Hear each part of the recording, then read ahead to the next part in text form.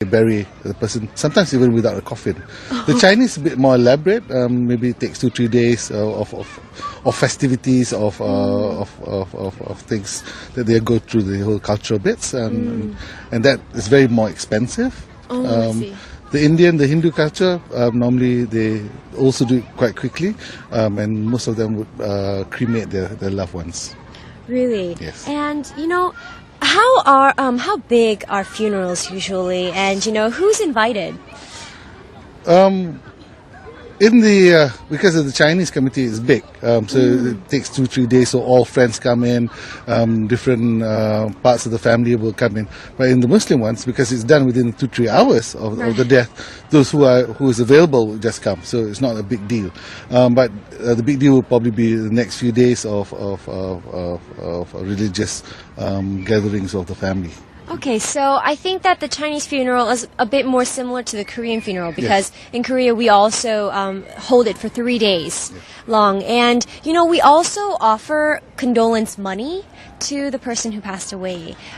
Is there anything like that? That's done. The hat is passed around at every funeral. Well, not really a hat, just a collection box. So families would pass it around. It would be there. So everybody would come and will put some money in there. If it's the office, they will collect for from the office mates and from the parents of somebody who passed away or family members who passed away.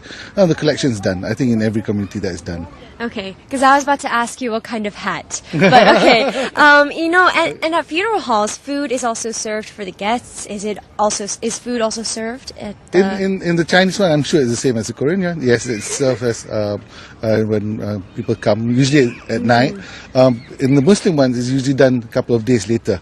There's a series of prayers done over the next few days, and people come and they're given a meal. Yes. Okay, and last but not least, in Korea a long time ago, we would also do the same, bury and, put someone in a coffin and then bury them. But nowadays, everyone's, because of lack of land, everyone's cremating and, they're putting it into, bottles or either spreading them out into the water. What about in your country? Similar. There's a lot of move towards cremating, but again, some religions do not allow it. The Muslims do not cremate their loved ones, but they cram the cemeteries quite packed. They can bury in common graves. They can bury on top of each other as well. So, but the other religions, they do cremate their loved ones. Well, we just had a great conversation with Tam from Malaysia. We talked about how funerals are held in his country. And he said there are different types because there are depends on what religion you are. Well, I hope you guys learned a lot through our conversation, and I hope that your English skills are getting better day by day. I'll see you guys tomorrow. Bye! 자, 말레이시아에서 오신 분인데요. 와, 장례 문화가 이제 말레이시아도 워낙 다인종들이 살고 있는 국가이기 때문에, 사실 회교도라든가, 아니면 중국 계열 화교들이라든가, 아니면 인도에서 오신 힌두교 계열, 자, 그런 분들마다 각각 문화가 좀 다르다고 얘기하신 것 같아요. 네, 장례 문화 자체가. 자, 그러면 정리를 좀 해보겠습니다. Okay. Now, first of all, we had a chance to speak with Tam from Malaysia, and he said he had just arrived in Korea, but thank you for your participation and cooperation. Now, he said it depends on the religion and race. 이런 말을 했는데요. 그러니까 장례식이 어떻게 열리는지는 바로 종교나 인종에 따라서 약간 다를 수 있다라고 이야기를 하면서 Muslim, 중국에서는 어떻고 그리고 힌두, 인디아에서는 주로 어떻게 하는지까지 인도인들은 어떻게 하는데까지 설명을 했는데요. Let's take a look at the Muslims and Hindus of India, of course.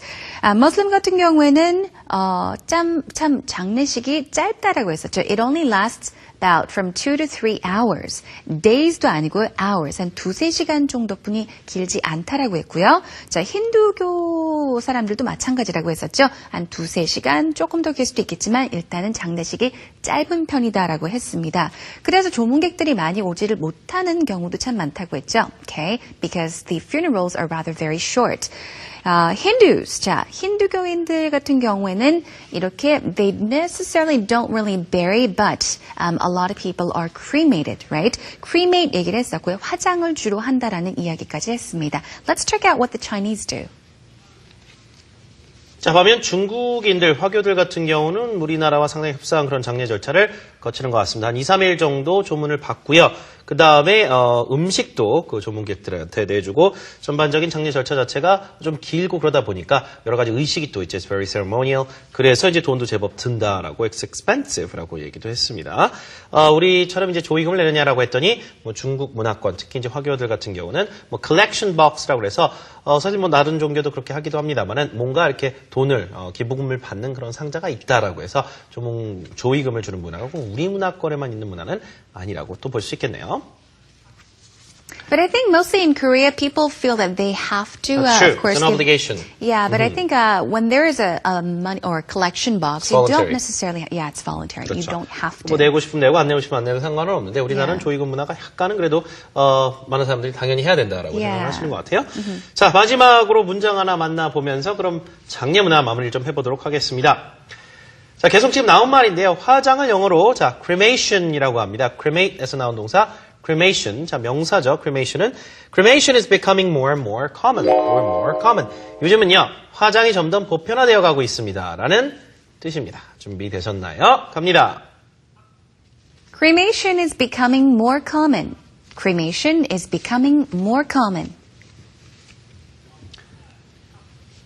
Right, everyone. That is all the time we have for today. Thank you so much for joining us. 저희 홈페이지에 찾아오시면 다시 보기 무료로 보실 수 있으니까요. 많은 이용 부탁드리겠습니다. All right, that's a wrap. We'll see you again tomorrow. Have a great day, everyone. Bye bye.